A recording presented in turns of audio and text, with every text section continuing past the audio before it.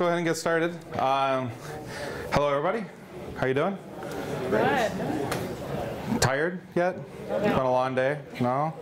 All right. Well, we're going to talk about some really cool stuff. The title of the talk is Building Ridiculously Advanced Websites with Mediawiki. And we're going to look at some wikis that are nothing like what you think a wiki might look like. We're going to dive into kind of a whole different kind of view of what you could use a wiki framework, and specifically the Mediawiki framework. This is what everybody thinks of when they think of Mediawiki. They think of Wikipedia, which is the largest wiki in the world. Wiki's invented by that gentleman right there, Ward Cunningham. That's what most people think about, lots and lots and lots of words. Just free text, a lot like a Word document, but on the internet. Some people who dig deeper think of wikis like that, which is, again, just more text, but much less human-friendly, and a lot of function calls and stuff like that. But that's not all wikis. So Mediawiki itself is actually a really, really robust framework. I started diving into Mediawiki in a very big way about 3 or 4 years ago. I decided that I knew WordPress really well, but I didn't know a wiki package really well.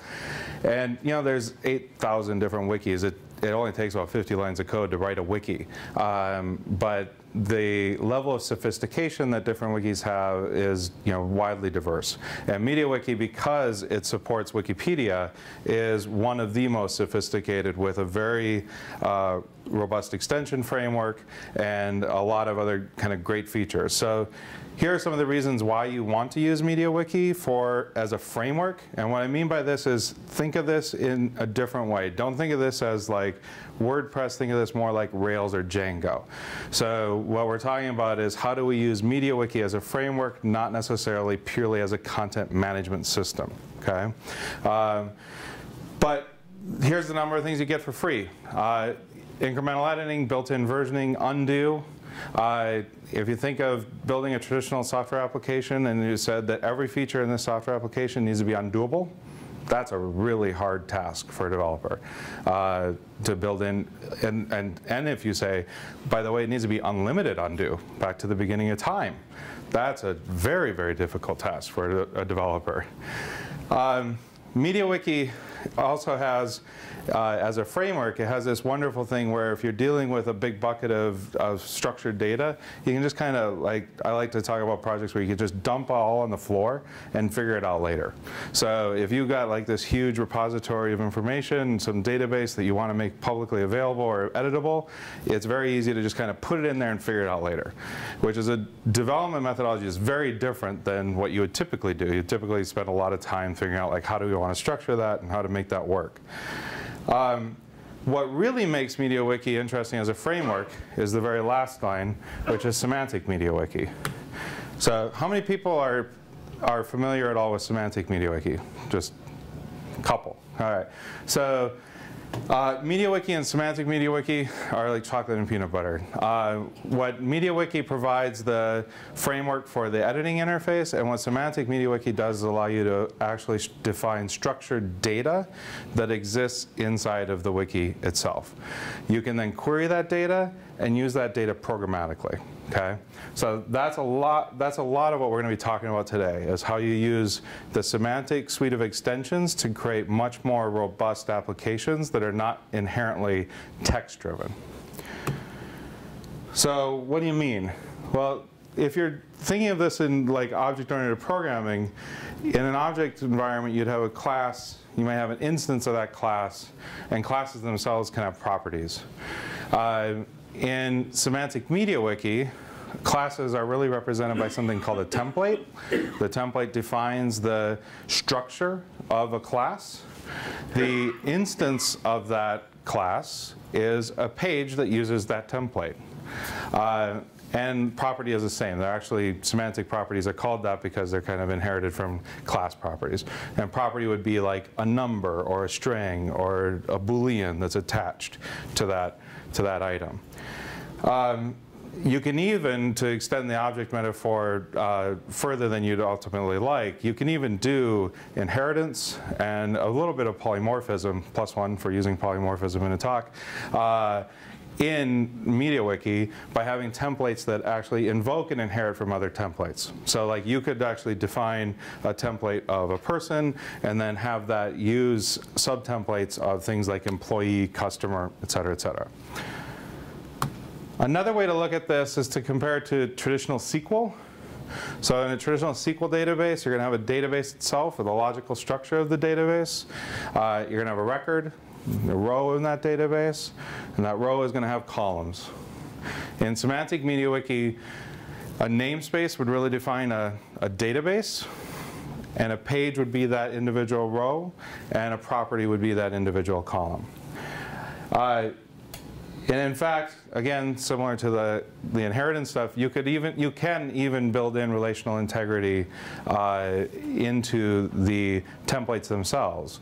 So for example, a template can say that it inherits or has a relationship to another data object, and then do analysis or aggregation of that other data object. I'm going to show some examples of how you do that.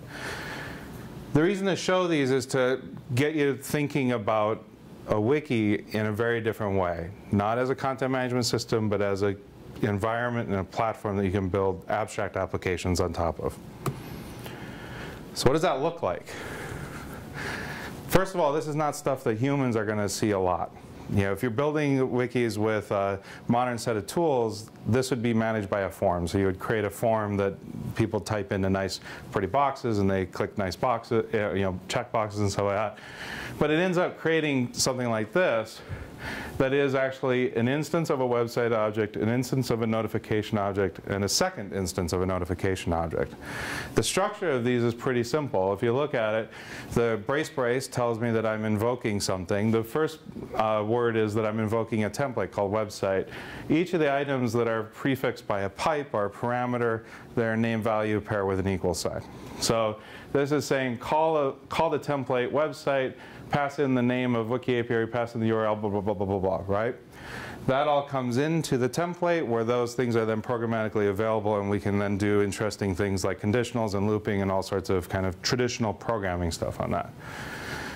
In fact, when we have multiple things like that, that actually creates arrays of objects. So we can then build multiple instances of things as well. The user interface for that is much prettier, and I'll probably show that. It depends on if we have time.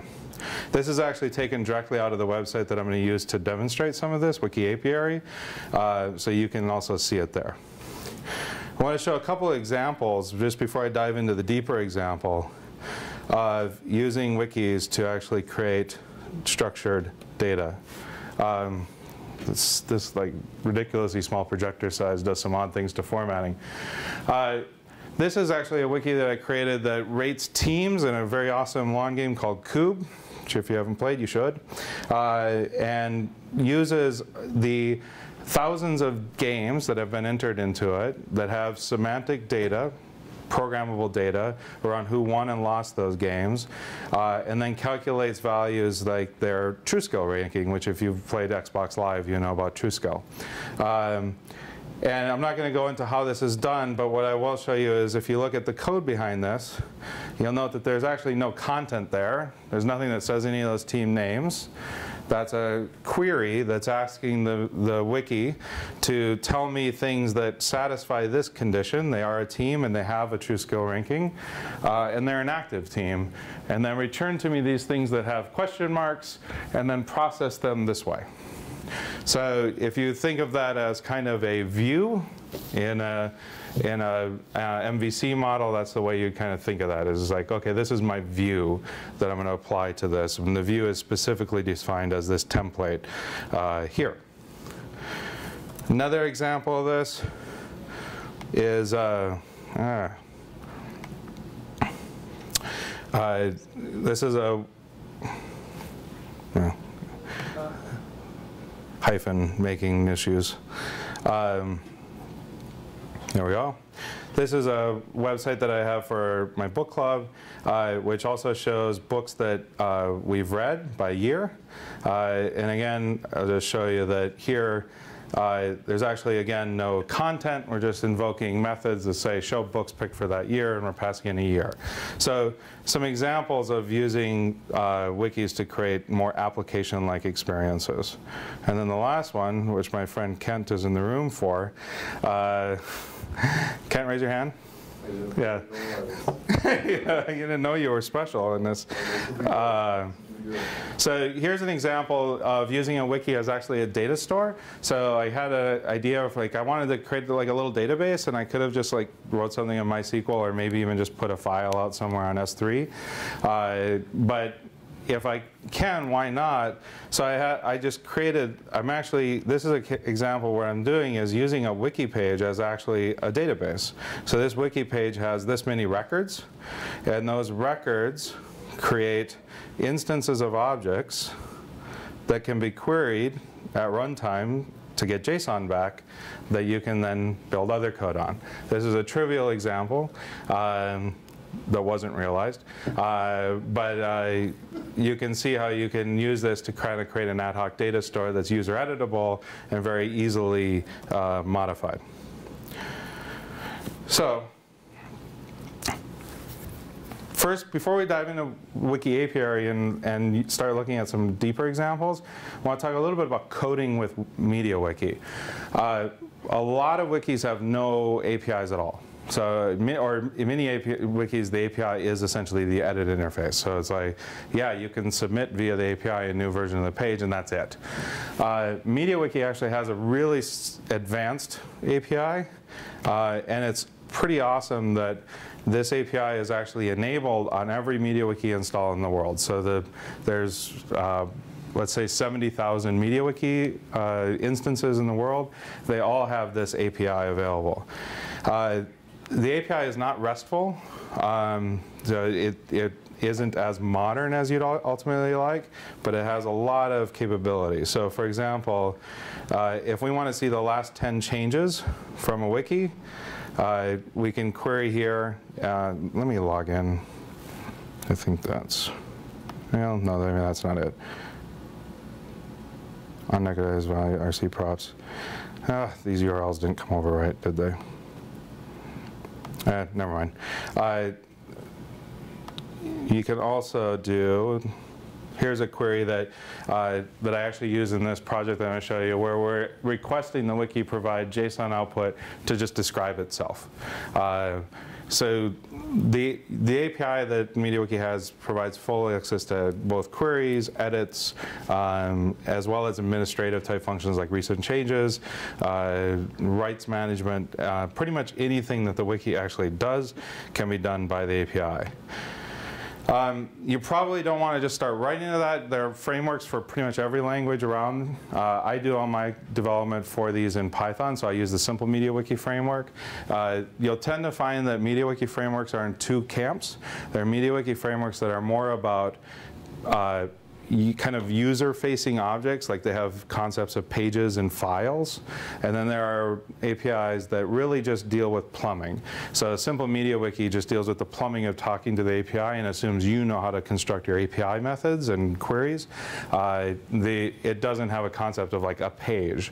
There are other frameworks where if you want to say, actually iterate through 1,000 pages and add some text to all of those pages, you might find those to work a little bit better. But look for those if you're going to do some work on this.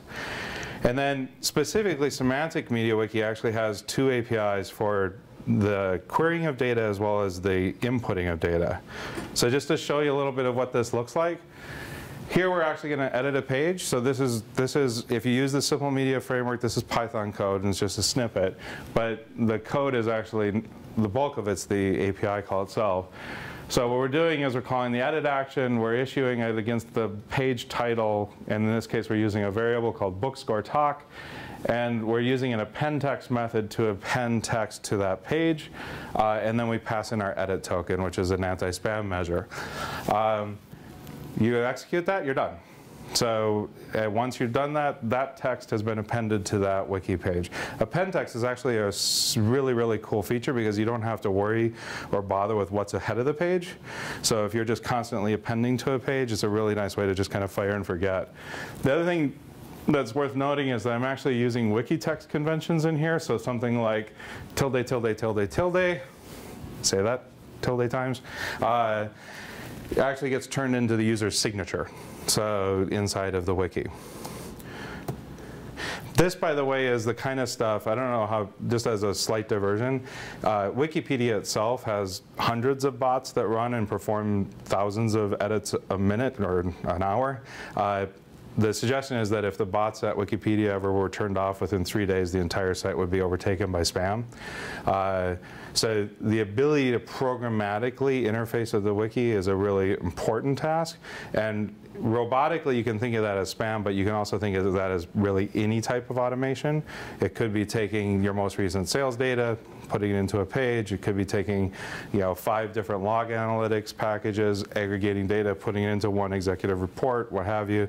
All those are things that are easily automatable. Here's what the Ask API looks like. So here we're using the API, and we're actually we're looking to get a set of pages or a set of records. Okay. So the my query join stuff is Pythonism just to concatenate strings, so don't worry about that. Really what we're doing is saying, give me all of the records in this concept, give me these values, and I'm also going to do a little bit of sorting and limiting. And then I say, set sites equal to that query. And then I get an array back that I can easily iterate through. And that array, by the way, is just all structured JSON data. It's not text. That's one of the main things I want to get across, is that you're actually getting back integers and booleans and strings, not wiki text. And that's one of the things that makes it really powerful. Now, that's pulling data out. So now that I've pulled that data out and I've done something, now I want to put it back in. And that's where I use the Forms API. So here, I'm just doing another call. I'm actually executing a method, not the edit method, but SF auto edit. I'm using a specified form. So in the wiki, I've defined a structure called website, which defines a form and a set of variables. I'm telling it the target. So record it to this record. And then I'm saying, these are the form values that I'm setting. I'm setting website audited and website audited date. Setting those values and setting a summary. When I do that, this is the change that takes effect. The record before had audited equals no. I set it to yes. Now it says audited equals yes. Audited date now has audited date with the proper date and time in it. By the way, all in your revision history, all undoable, and all recorded in infinity. So you essentially know everything that's ever happened to every object in your system, which is a pretty powerful capability. If you have a bug in there, you can roll it back, right? Something that would be really hard to do in your Mongo database. All right, so let's talk about one of these things in action. This is a wiki that I built. It was a holiday project of mine. I like to fix something to kind of work on over the holidays to expand in, my skills. So this is an idea that I had, and I decided that there was probably a way I could make it happen pretty quickly. So what Wiki API is a wiki that monitors other wikis. It's very meta. It currently monitors 5,300 wikis, collects usage data on them no less than every 4 hours, collects every extension that they run, collects their version information, et cetera, et cetera, et cetera. It then produces these useful charts that show you things like pages and articles, calculates interesting indexes so that you can kind of rank the wiki universe, if you will. And in fact, if we go to the very front page of it, you can see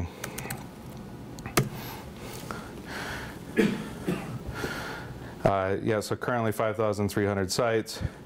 And we can see things like, what is the most active wiki in the universe with less than 1,000 pages? Turns out that it's the Chemi Digital Wiki. We can also produce interesting stats about what they do and how they run and how they use their software. So the first thing that is kind of obvious for people when they look at this is that when we look at the page and Wiki API monitors itself, where's all of our text? No, we're just looking at data. Lots and lots and lots of data. This page, as you saw earlier, actually just has a little bit of content in it about the objects that are being defined, but everything else is just raw data. So how does this work? So, good question. How does it work? It uses a number of different pieces. So first of all, it uses the Mediawiki itself as its primary database. So it does not use MySQL as its primary data store. We do use MySQL, but that's for a very specific feature. For the data itself, it uses the wiki.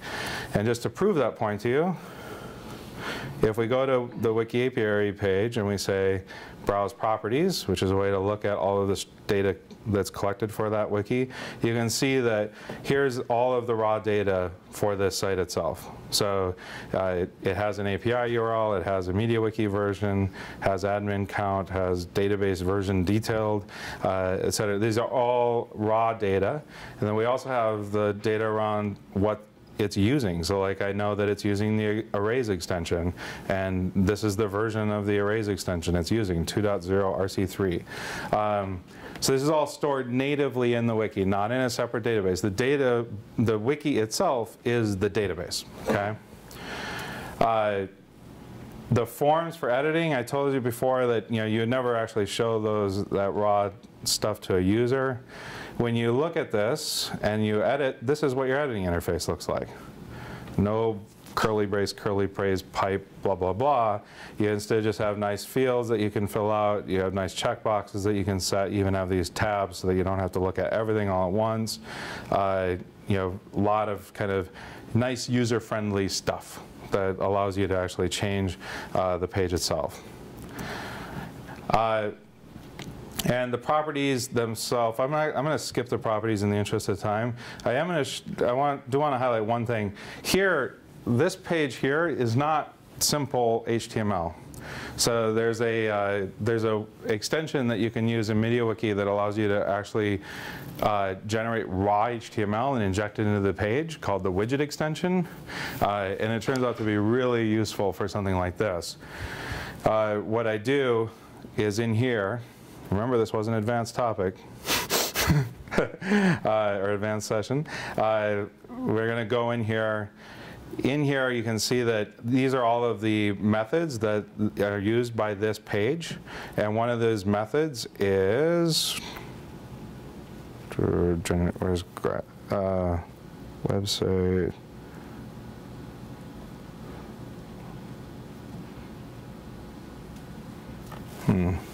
Oh, sorry. It's not in there because it's not a template. I'll show you here. Okay. There we go. There's another namespace in the wiki, and in here, I'm actually injecting raw JavaScript.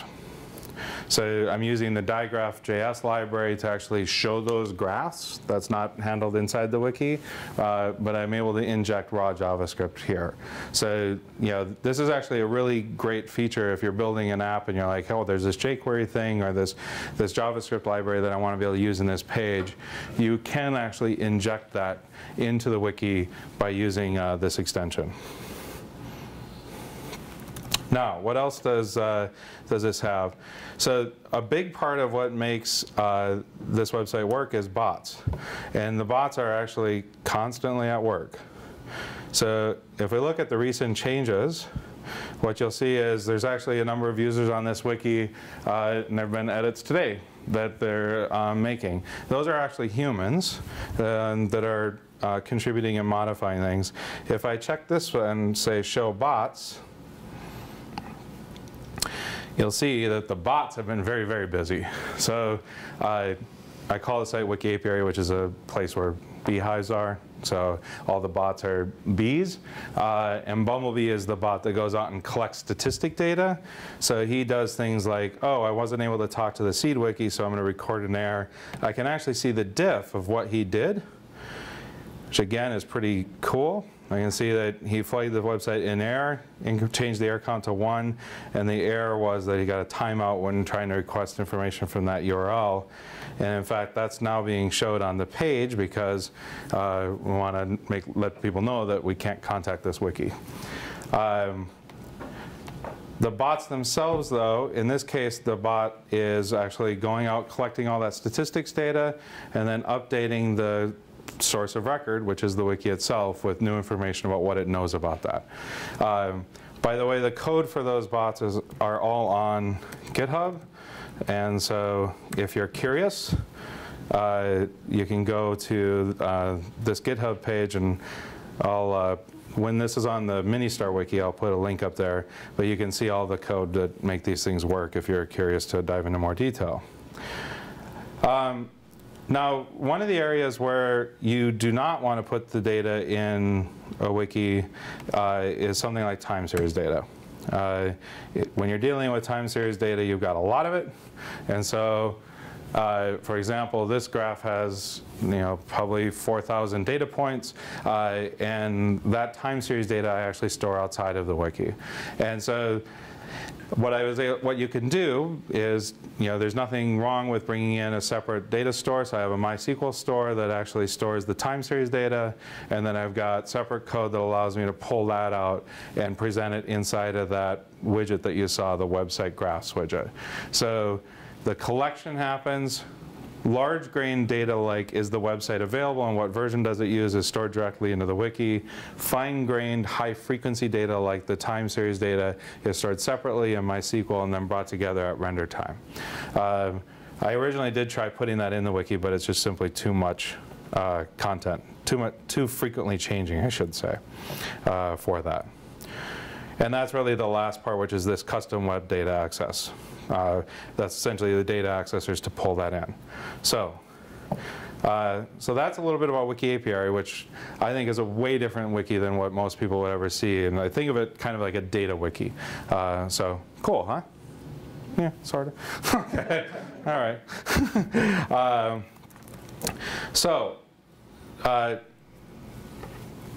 Jump to, I love that graphic, by the way. So if you have let's say you want to do this, right? So you're like, hey, I want to use a wiki platform. I want to build a very, very advanced application. What are some of the things that I need to know? You need to run Mediawiki a little bit differently than you would otherwise. So first of all, you want to get into your local settings. There's probably a lot of changes that you need to ultimately make in local settings, but there's a few things that I think are really important. The first two are really, really important, which is Mediawiki by default doesn't enable subpages, which is to say that you can have a page slash a page slash a page. And I love subpages, so I turn subpages on the namespaces that I care about. Where I use that, and you can see that actually in use if you look at Wiki API. For example, this knows all the extensions that are installed on this website, but it records that data in a subpage. So this page, when you look at it as a human, you just see like, oh, stay away. This is a bot page. Go away. The content of this page, though, is actually all data. It's all recording all the extensions that are in use on that. You'll note that the only person that edits this page are ever bots. Okay? So this is a way of segmenting the data so that we can keep revision history separate and have some separation of concerns, but still keeping it all in one place in the wiki. You may want to know then, well, wait a second, how does that data ever get into the wiki, into this page? That's because it's transcluded from the subpage. So this page then says, pull all the data from that subpage into my local page, where it becomes new data. You want to make sure that you deal with spammers. I typically set email authentication to true on all my wikis, which just means that anybody can register, but they need to authenticate their email before they're allowed to edit. And then enable uploads, but that's pretty simple stuff. Next thing you want to do is set up the job infrastructure. So when you're creating a wiki that is built on data, like Wiki API, Wiki API has 5,300 wikis. They all use a common template, which would be like a common class structure, right? So if I change that class structure, I change that template, all those pages need to be updated so that they reflect the current information. That's all handled through a job mechanism. So in Mediawiki, the information, essentially the job queue gets populated with all the work that needs to be done, and then those jobs get worked through. By default, Mediawiki needs to assume that it has no way to run those jobs other than people requesting web pages, so it sets this job run rate parameter to default to 1. What that means is every time somebody makes a page request, it'll also do one job out of the, or one job. And so like, you essentially penalize everybody that makes a web request to do a job at a time. That's terrible, because first of all, if you have, say, 5 million jobs and you're the only one on your wiki, it'll never be run. So you should instead set that to 0. You should then set up a bash job, or a bash script, that executes run jobs. So this is run in cron. I run mine every 2 minutes. And it runs a maintenance script called run jobs, runs 2 processes up to 1,000 jobs. By the way, you're going to want to put that into a log file. You're probably going to want to look at that log file from time to time, because there might be errors in there. Don't just shove it into DevNull. This is critical in order to flush your job queue. So, because you will at times have 30 or 50,000 items in the job queue, and you'll never get rid of them otherwise. And actually, when I'm doing active development on a wiki, I'll actually run this in a while loop on a shell, so that I don't even have to wait for the 2 minutes, because the 2 minutes can be annoying. I'll just constantly be doing run jobs. Wiki loves Memcache D. Mediawiki loves Memcache D. So you should definitely be using Memcache D if you're using Mediawiki at all, and you should very much be using Memcache D if you're using a wiki to create a data wiki. That's the commands for how you set it up. It's very easy to install Memcache D if you're using something like Ubuntu. Just install it and then add those parameters to your local settings, and you're off to the races. The one thing I will warn you is that WG session cache type, you're going to need to look at PHP and make sure that PHP also believes that its sessions should be in Memcache D, or you get all kinds of bad things happening. You also want to run APC. APC stands for Advanced PHP Cache. You should run this if you're doing anything with PHP. So if you're running WordPress or touching PHP at all, you want APC. And APC will literally give you about a 4x performance improvement just right out of the box with nothing. If you tune it so that it is set up well, like I have 170 megabytes of memory dedicated for it, then you get really nice performance. You combine this with Memcache D, and you end up with a very quick and responsive website right away, even for logged in users. Refresh data. This is another job that you want to set up for a data-driven wiki. Why is this needed? So this is specifically for semantic data. So when you're dealing with a data wiki, you're not just dealing with the visible content. Again, you're dealing with the structured data. The structured data itself may have complex properties. This is a real example. So a method that an extension will have is has website count, and you'll see this means I'm assigning, so I'm taking this property and I'm assigning this value. The value, though, is another question. The value is go get the count, right? And so if that count changes, there's no way for the wiki to know that that count has been invalidated. And you don't want to wait for the page to be edited to do that. So instead, you execute a manual task, and I usually run this once a day, that does refresh data throughout the entire wiki. And essentially, it forces the wiki to update all of the properties that it has for everything and ensure that all data is consistent, because the data can diverge over time. If you're constantly editing pages, you don't need to do this as often. But for example, this has website count is on a page that isn't ever really edited. It just sits there and is a kind of a statistical summary page. So it would never get an update if it isn't specifically told to refresh itself. Namespaces. So I mentioned namespaces briefly when I was talking about how wikis compare to databases. All wikis have a main namespace, which is essentially an empty string. But if we look at, for example, a place where I'm using namespaces, if you look at an extension, it will have a page name that is something like this, extension:math. That means that that page actually exists in a different namespace. It exists in an extension namespace. When you use namespaces in a data wiki, you want to be really thoughtful about that. So the main reason to use them are a couple of different things. First of all, for a namespace. If you have something that fundamentally is in a different namespace, meaning you're dealing with naming collisions, if you have a page called foo and you have 7 other pages called foo and you want them to coexist, they need to be in different namespaces, as the name implies. And that's one of the reasons why I used it for, say, that extensions example, because there could be a wiki named math, and there's an extension called math. It could also be a skin called math. And so those all need to have their own namespaces. You can also use the namespaces, which is actually, sorry, that ties to this kind of semantic forms creates pages with. This is a really powerful capability that you can use inside of a wiki, where you can say, anytime that a property exists, I want you to create a new instance of an object. So you can and that new instance then can inherit all sorts of query data about itself. So for example, in Wiki API, when a new extension is created, that new extension automatically has an extension page created, which creates the container that then queries the universe to determine how many sites use it. So I don't have to wait for a human to actually do that or have an administrator do that. It just does that itself. So it kind of creates the space for on its own. And the other thing is that you would use namespaces for permission management. So for example, that website graphs page, which actually has raw HTML, one of the questions you may wonder is, well, how come somebody can't just open that up and put very ludicrous things in there that would be bad? That's because that namespace is locked down to only allow developers who have that right to edit it. And nobody else can edit that namespace. You want to stop bad people, so spam protection is important.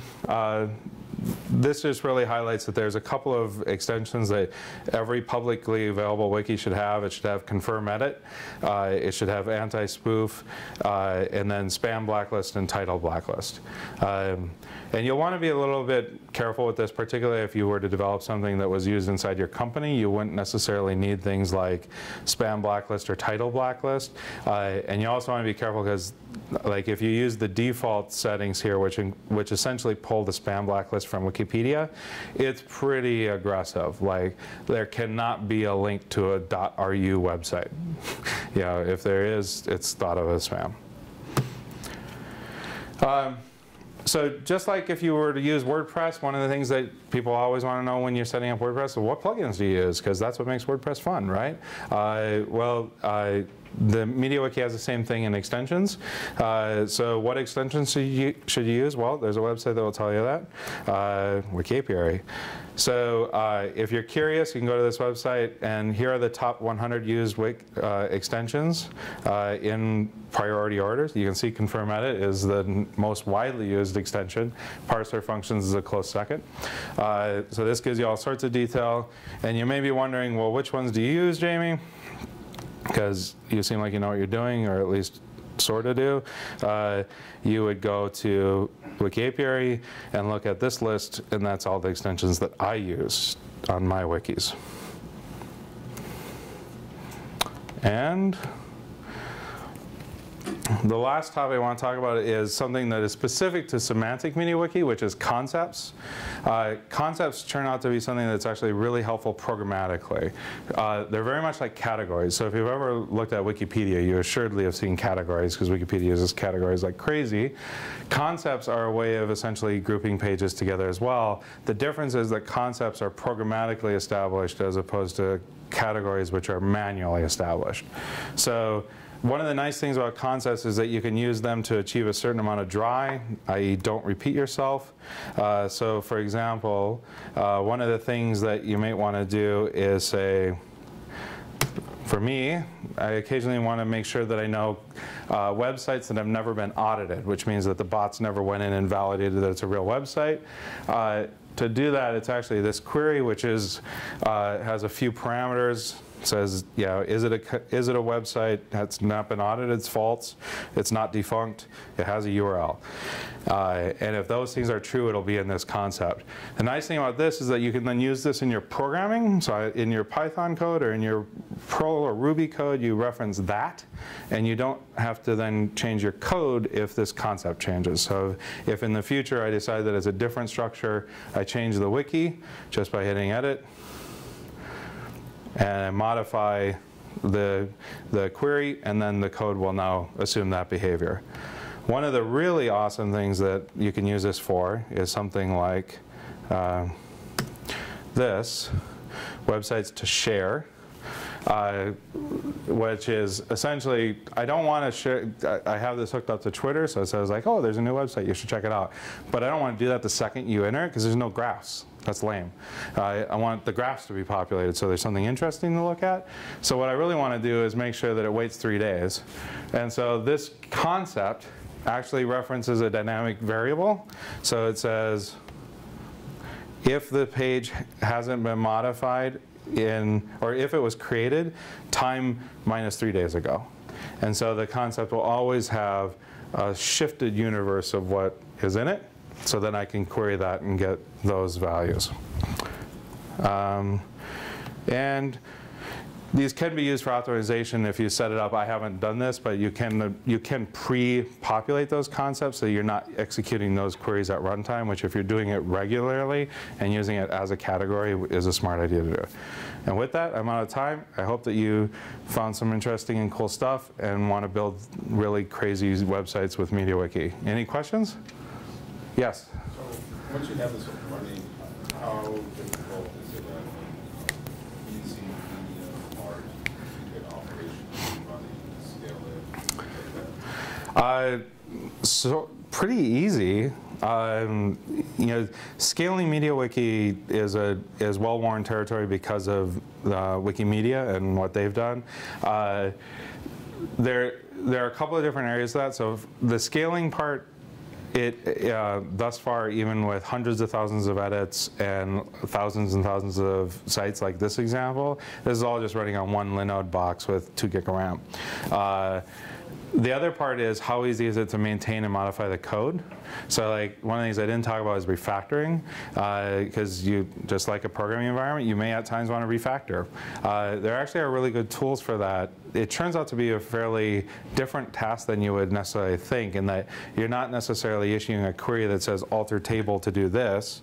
You're instead issuing a regular expression across thousands of pages and refactoring that way, which actually turns out to be very, very powerful and very flexible. So both that type of ongoing maintenance as well as kind of the technical making sure it works stuff is very, very doable. The biggest part with Mediawiki, I think, is just getting it set up right. A lot of times, like if you're doing the Bluehost one-click Mediawiki, that's not going to be very performant. They don't do anything out of the box. There's no caching at all. And that's just going to be slow no matter what. So, other questions? Well, we're out of time, so if you have questions, come and see me. All right? Cool.